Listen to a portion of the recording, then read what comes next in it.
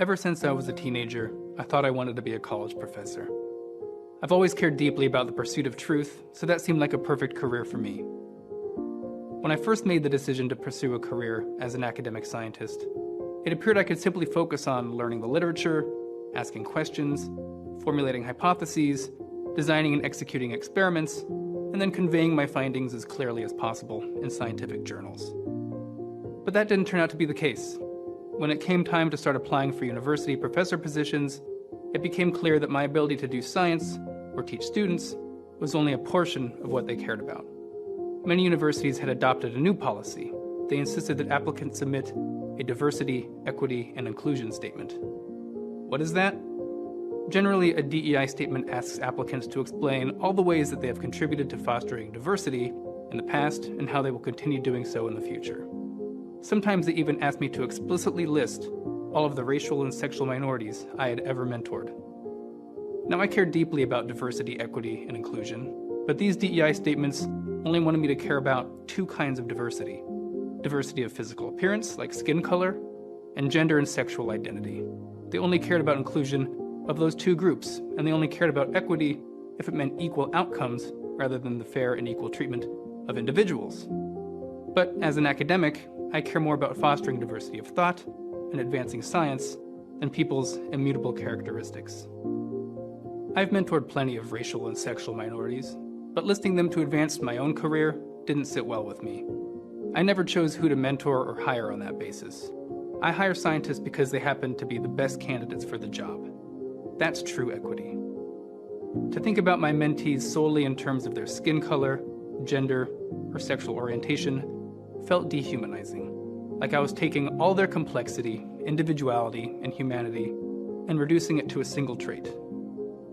Many DEI statement prompts make it clear what's expected of the applicant.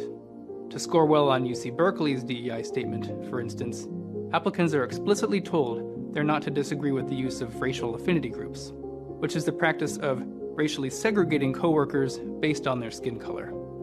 I hardly see how morally objectionable segregation increases diversity. Why was I being required to agree with this in order to apply for a job as a scientist? In many instances, these DEI statements were being used as a first filter for job applicants, meaning that applications with low-scoring DEI statements would not even be considered, no matter how brilliant of a scientist or a professor they were. And commitment to this kind of DEI is often a requirement for tenure or other promotions. Not wanting to abandon my principles of diversity of thought, equity of treatment, and inclusion of anyone who can advance scientific progress, I ended up abandoning my dream of becoming an academic, a career I had pursued for over a decade. But this video really isn't about me. I'm okay. I do work that I love, writing about science for the general public. However, my experience is anything but unique. I've heard stories from dozens of my scientific colleagues who've also felt uncomfortable and confused about why they're being asked to pledge adherence to an intolerant ideology that has nothing to do with science.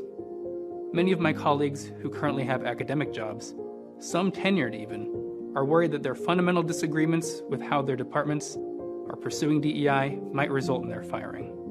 Some are even so afraid that they're simply pretending to agree. The pursuit of truth requires a strong commitment to academic freedom and free speech.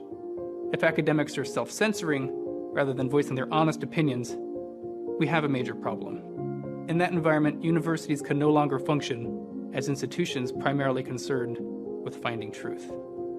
DEI statements don't foster diversity, but conformity. They don't result in equity, but unfairness.